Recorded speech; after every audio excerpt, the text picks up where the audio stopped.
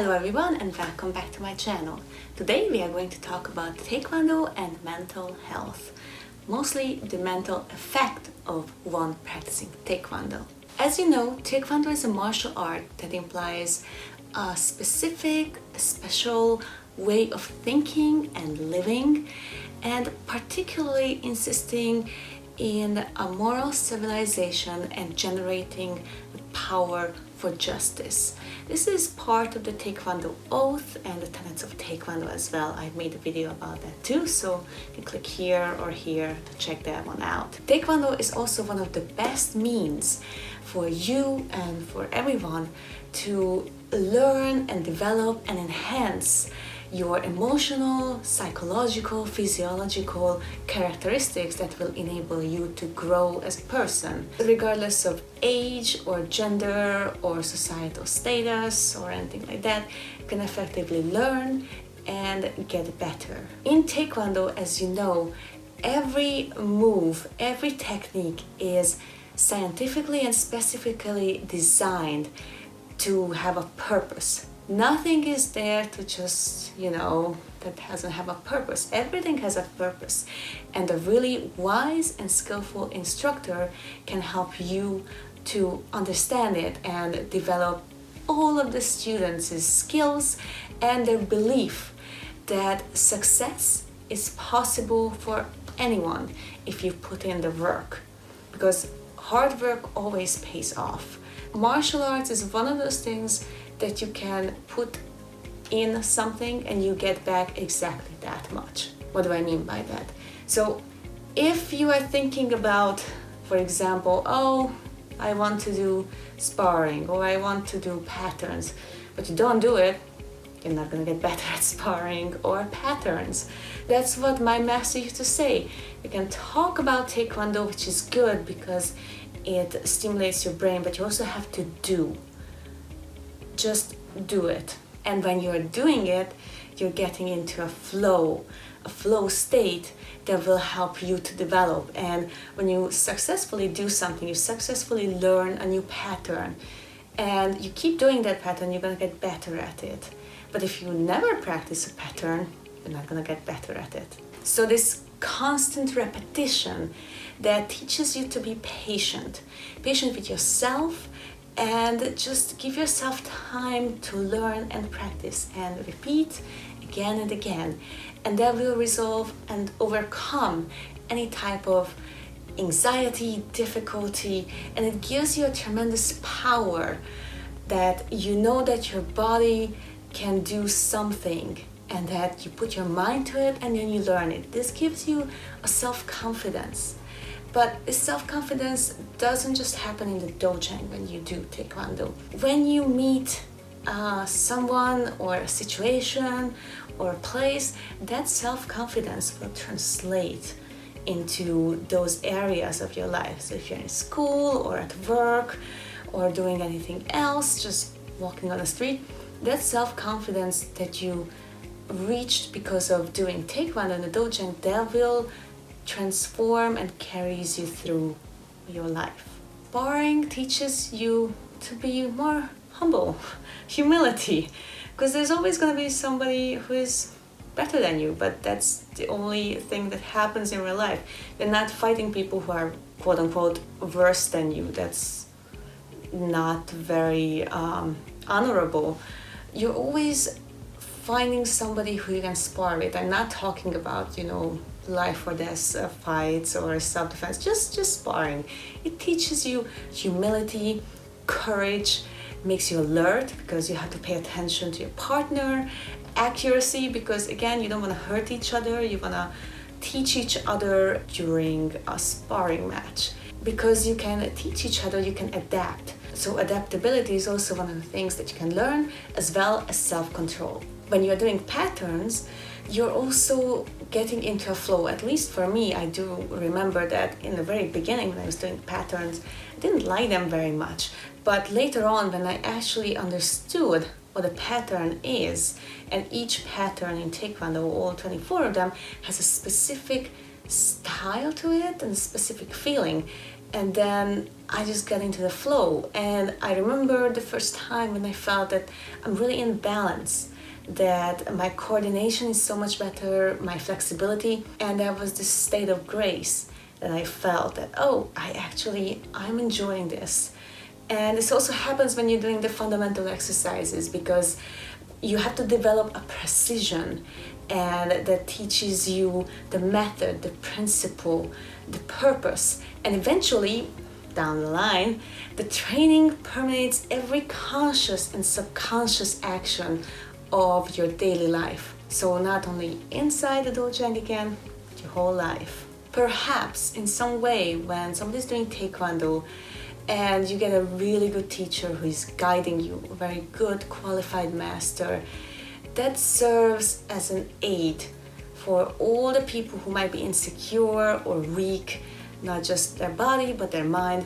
Because when a student comes in the dojang, of course they're not feeling that confident yet. Not all of them, but obviously later on, when you start loving the martial art for what it is, and then you realize that you can excel, your body is going to be required to be at the optimum level for keep going and do the conditioning. And that means that they want to come back and train again and again and again, because it gives you a feeling, and it then becomes a habit. And once it's a habit that you're training, it becomes a new personality, or one aspect of your personality. That's one of the things that Taekwondo can offer. This is a self-imposed discipline that you want to do because you respect yourself, you respect others, and you want to cooperate with others. But Taekwondo and basically all martial arts is something that you can do alone, because as General Choi said, all place under heaven is a dojang, meaning that you can practice Taekwondo or any martial art anywhere. Of course, it's good to have a dojang and equipment and all that, and have others there to help you or you helping others, but doing something by yourself is also very beneficial. And when you keep showing up, keep training, your teachers will see it, your peers will see it, and that's gonna be something that is common for all of you, because you are training conscientiously and you're getting better at it. You're gonna be accepted by others, and you're gonna accept others when they need help or when you need help. So obviously, when one is training Taekwondo or any other martial art, to be fair, it's quite beneficial, not just for the young people, the children, but for older people as well, anybody, basically, because you will figure out that there is something outside of your work or school or personal life that is something else that you can rely on. The Taekwondo is basically teaching you other things to have a concentration and tenacity and perseverance. It's also very good to relieve tension. Like, I really just like to go and kick the bag and punch it. It's really good. But joking aside, when you're actually doing the work and doing the rigors of long hours at the dojang, practicing, getting better, or just staying longer or getting in earlier to practice some more, that's when the magic happens. I remember that many times I was in school and I was just waiting for the afternoon, evening, so I can finally, okay, I done school and I can finally go to Taekwondo class. But it also happened that it was the opposite, that I was so exhausted after schoolwork and everything, and I still had to go to the Taekwondo class. I was exhausted, I remember that, but I still went.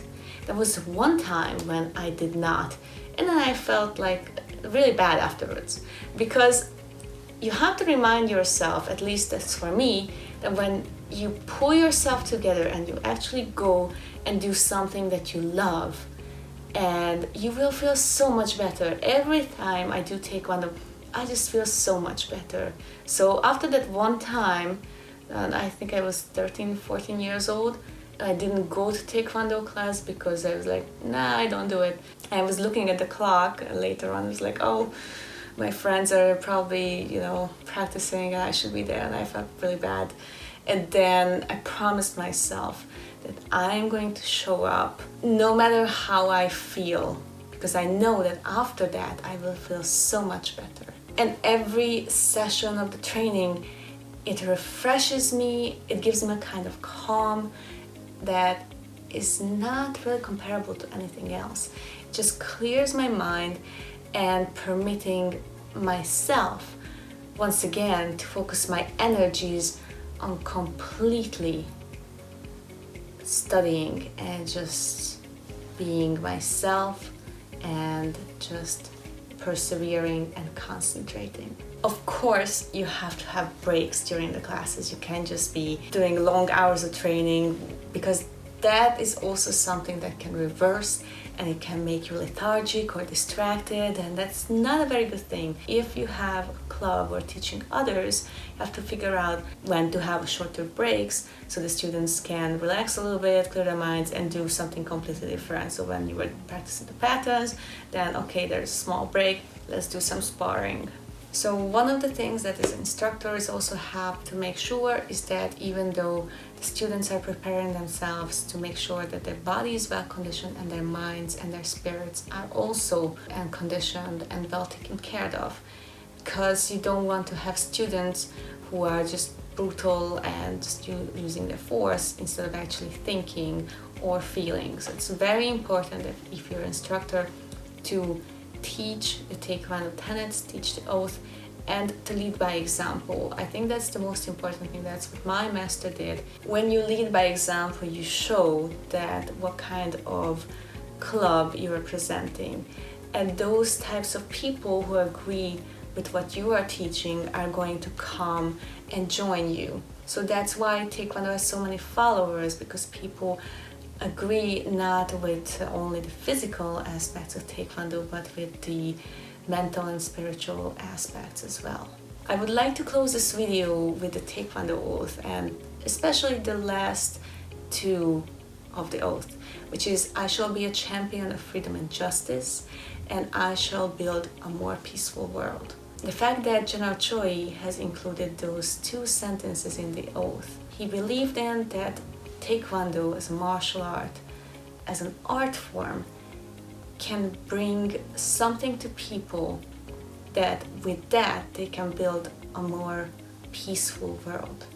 I think that's profoundly beautiful. The ultimate goal of most martial art is to make your body into a lethal weapon. What is more important, that you don't have to use your martial art knowledge, because once you reach up to a level, you recognize that there are ways to avoid fights, because you don't want to, and others may come up to you and want to fight, but if you can ease the situation and figure out how to not use martial art, which is the end goal of all martial arts, to never use what you actually learned.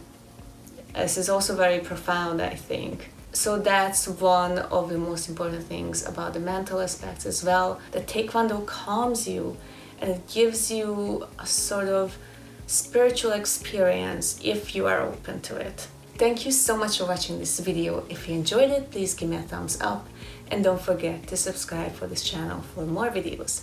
Thank you so much for watching. See you in the next one. Take one.